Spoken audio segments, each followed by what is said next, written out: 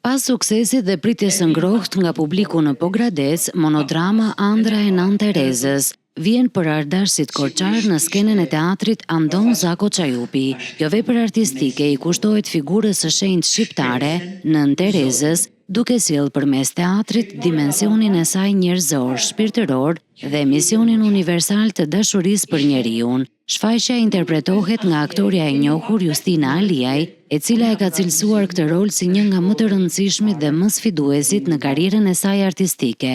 Në regjinë e Gëzim Kames, monodrama sjell një rrëfim intim dhe të ndjerë, ku publiku përballet me përullësinë, sakrificën dhe forcën shpirtërore të Nën Terezës. Organizatorët bëjnë me dije se shfaqja do të ngjitet në skenën e teatrit të Korçës këtë të hënë më 27 prill në orën 19. Pas emocioneve të përcjella në Pogradec, pritet që edhe publiku korçar ta mirëpres këtë produksion të veçantë artistik.